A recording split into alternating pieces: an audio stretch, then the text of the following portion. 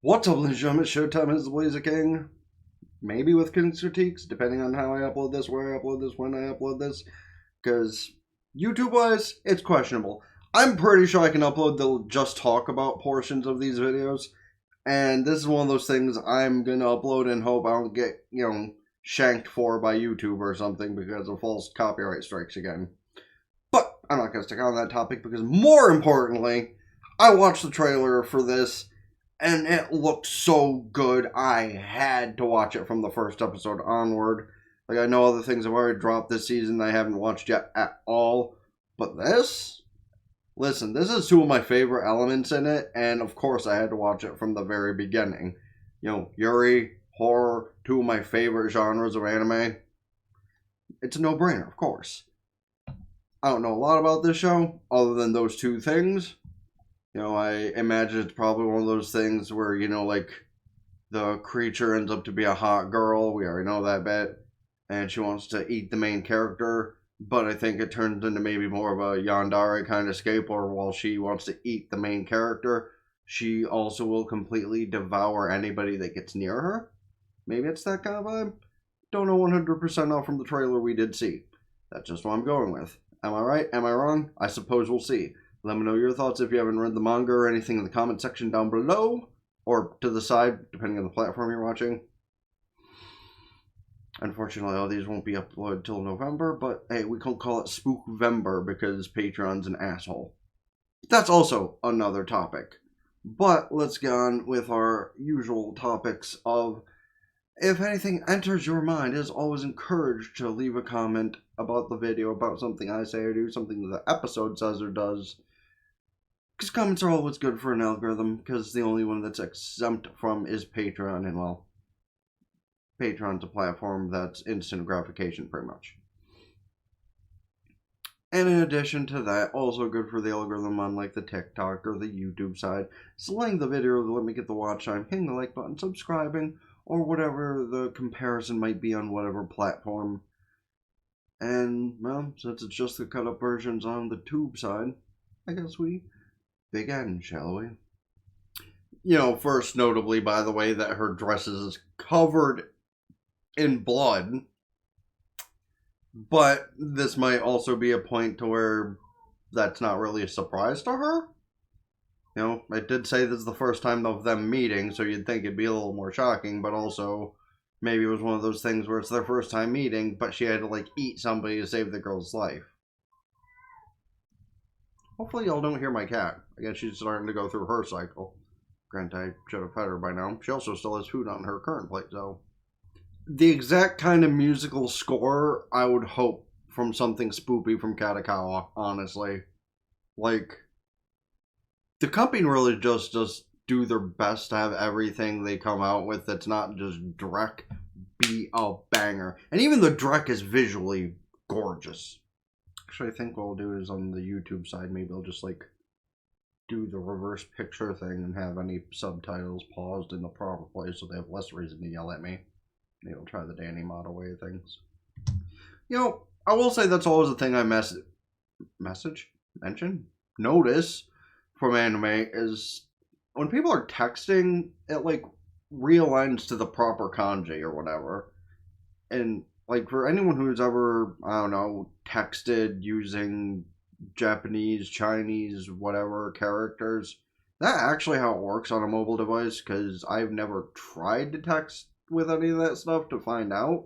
I'm genuinely curious, or is that just like for our visual sake in these shows? Because I do know there are a lot of things in like the Japanese language that some characters can mean one thing, but also those same exact characters can mean something else. So like, is that how the text messaging works? I understand where her mindset probably is, people always bullshitting you and apologizing to you about things that they know very well they could help. They just don't want to. Honestly, that's the kind of thing that I experienced not too long ago, really. Friend texts me and says he's going to hang out with me on my birthday, and then gets sick, and a thing happens with his cat, and then here we are 3 months later to where I never saw a single glimpse of him even after time had passed with the cat thing, or he himself had felt better. People are just, unreliant eventually, and seems like the teenage years for a lot of people is that peak, right?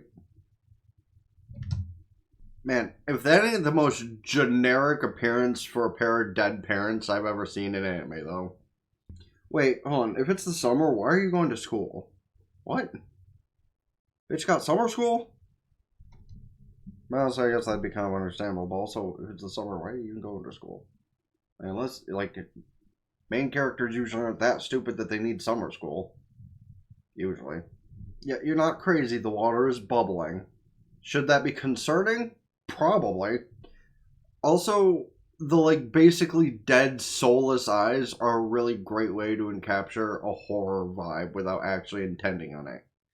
Because, those are the kind of eyes of someone that's mental state had already broken in some way, shape, or form. See, and those are the kind of eyes that you're usually used to seeing in an anime, so bright and full of life, even if they're ready to, kill somebody. Alright, maybe I should try and cut my speech into, baby terms like 2025 people are used to.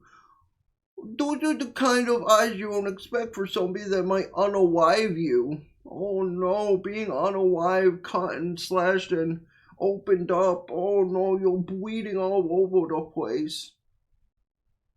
Sorry. I can't help but make fun of the generation we have right now with all the censorship and nerfing of words because of triggering.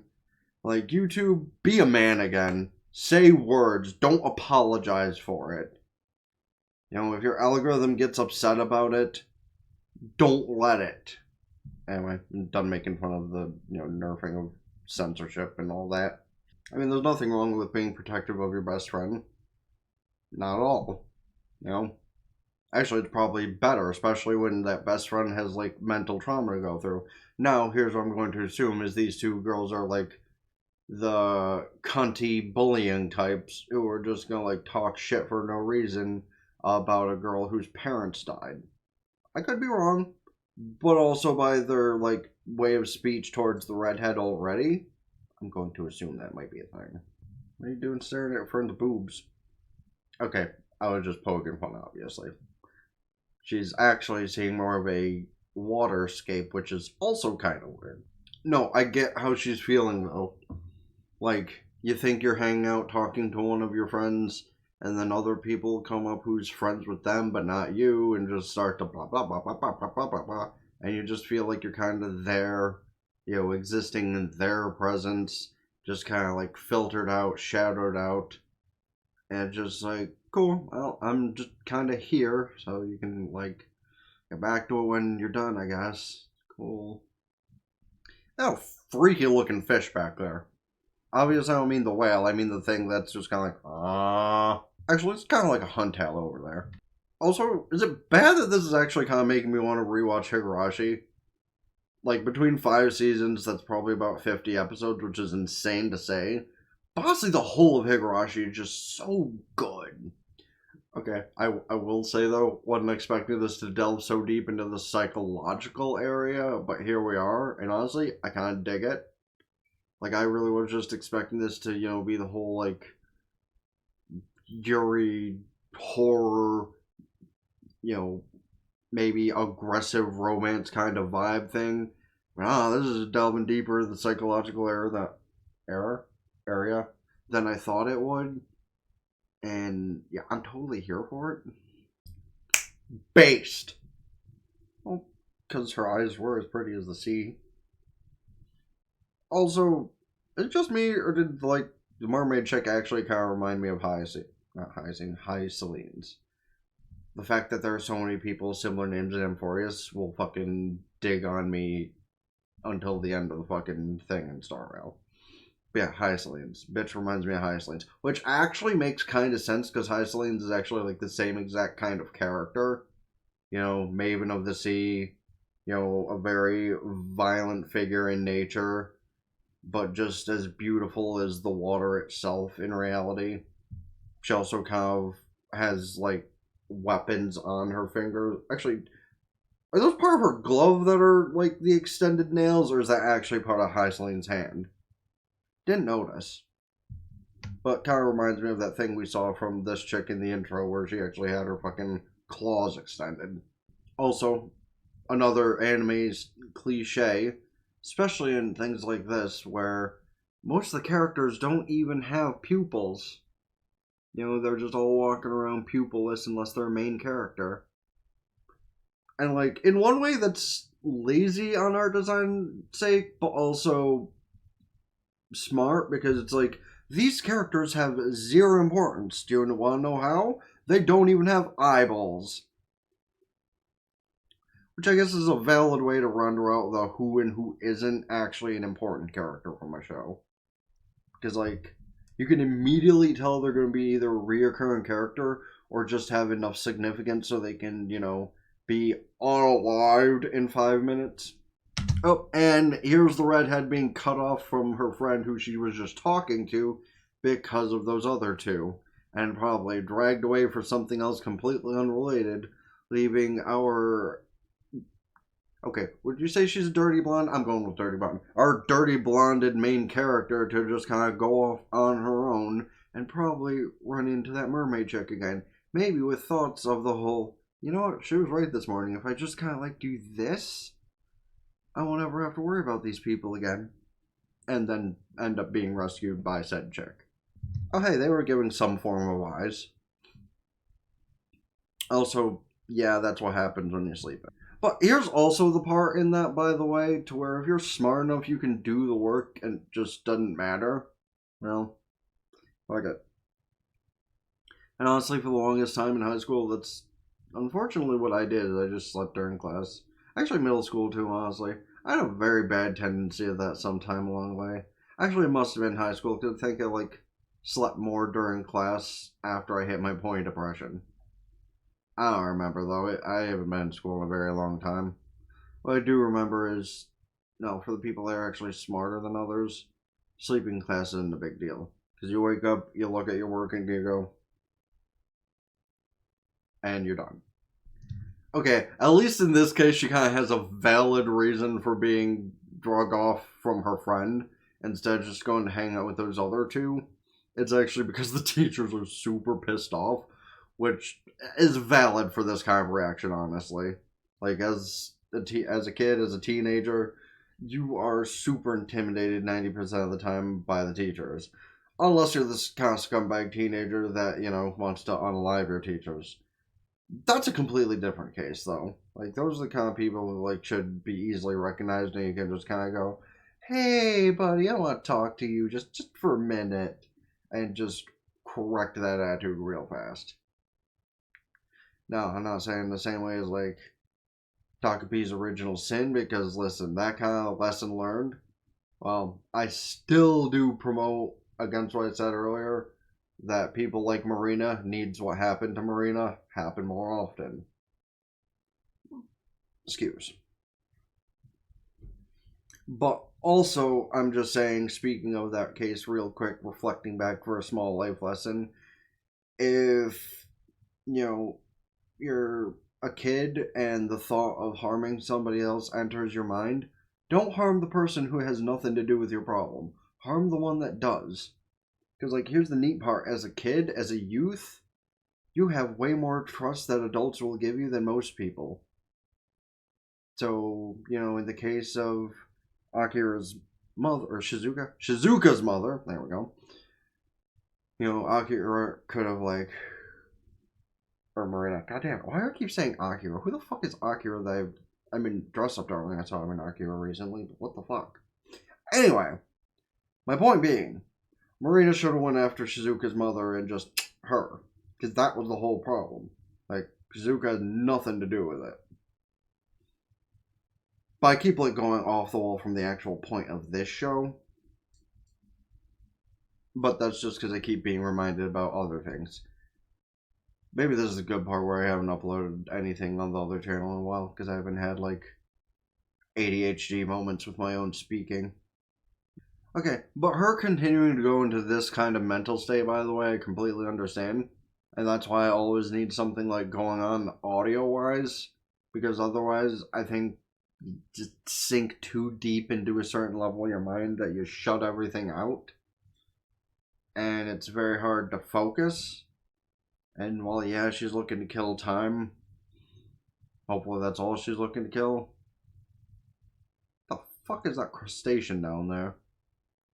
Also, there's a certain subtlety to what seems like maybe, I don't know, maybe not love at first sight per se, but interest at first sight of what's going on here, to where she met the woman this morning and she's still just continuously thinking of her in comparison to that water-like surrounding she goes into.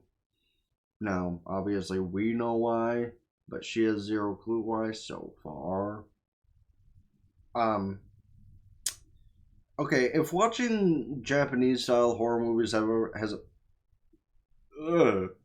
ever taught me anything... Hello? Who stole my tongue? Watching Japanese horror movies has ever taught me anything. Don't trust extremely long black hair spewing out of the water. Or anywhere, really. Oh, well, guess she doesn't have choice. Yeet! Yeah, that's about what's gonna happen to you. Just one last bubble rising to the surface. Oh. Okay, so is this different than who she met this morning? Or is it exactly as I said in the beginning, to where that chick is actually going to save her from this situation going on? I'm pretty sure that is exactly what I said at the top of the episode, is the monster that wants to eat her isn't just the hot chick she met this morning, but also things like this. You're going to die. Okay, so that does answer that. The one that talked to her this morning was not the one who's attacking her now, which means I am correct on what I said before of the one who, is her love interest, as it were, saves her from this situation. But how does that go down? I need to stop talking, we'll find out. And see, that's the other unfortunate part that I kind of figured she'd have a mindset of, is, well, I might be dying, but I can rejoin my family. Oh, we don't even get to see the brutality of her saving her. Oh, yes we do. Because she jumped in to save her, but she didn't kill the thing. Saving this woman, what's your problem? I don't remember if I noticed that in the trailer, but fangirl? Fangirl lesbian? W's? I love how she's so confused by what's happening, but she's about to find out real quick. Hey, yo, claiming ownership of her? I think it's a little soon in your friendship for that, isn't it? Damn, not even a big fight, just nothing to do about it, just one, and it's over. And yet, and this reflects back to where we began in the episode of her. Okay, now I understand why she didn't second guess the dress being covered in blood. Hey, yo. Also, thumbnail image? Yes, yes.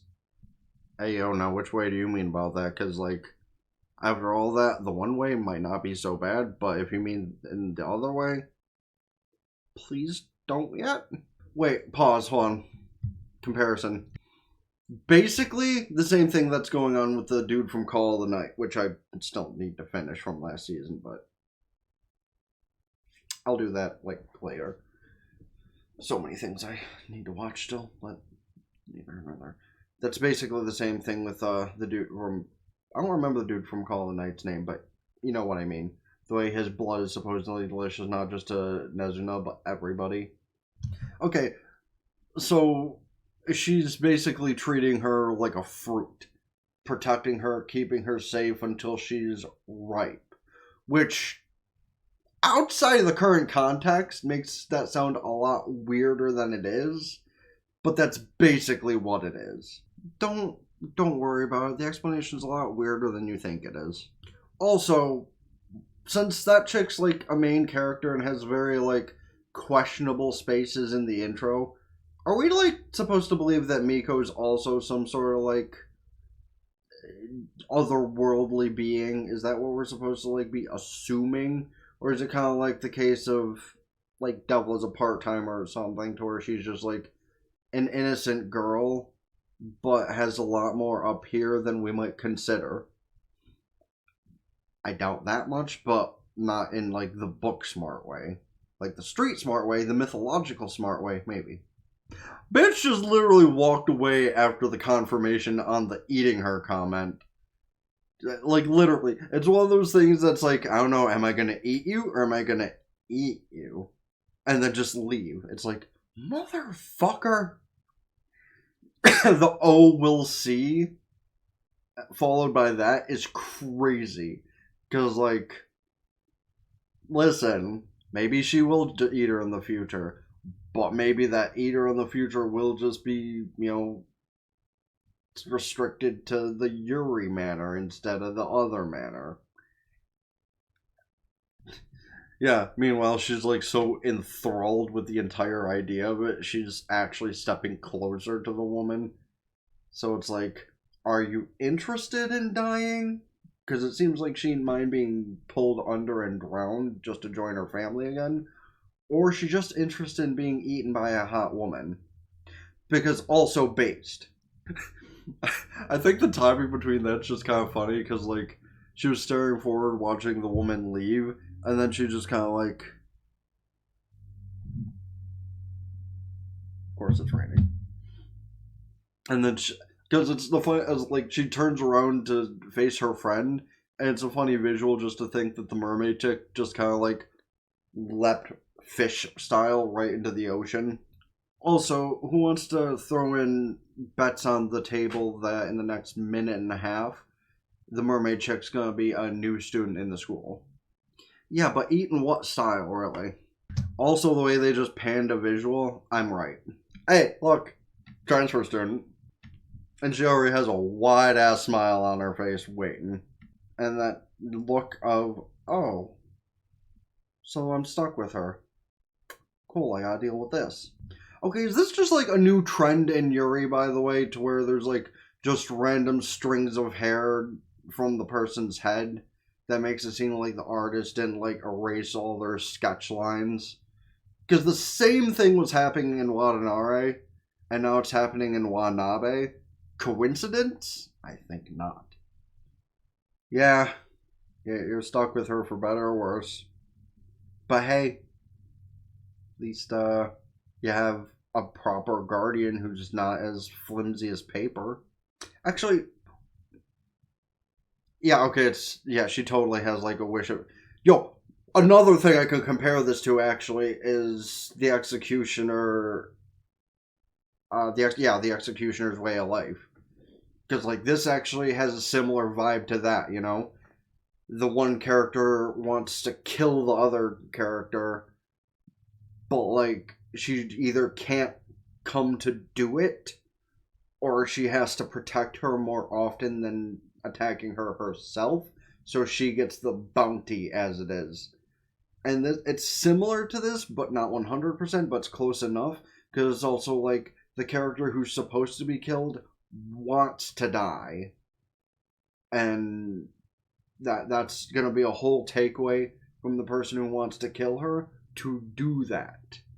Like, am I forgetting how that anime went? Because I'm pretty sure, like, the big booby blue-haired girl that the blonde chick was trying to kill actually did want to just, like, die at some point because she was just so sick of being targeted.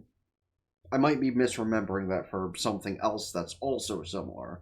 But, yeah, I kind of figured that's where her brain was going the whole time.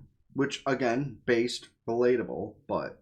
And now, just like I said in the beginning, for the first and last episodes of a show during the season, and this only accounts for the Patreon side of things, of course, but still, we listen to the intros and outros to show some form of respect.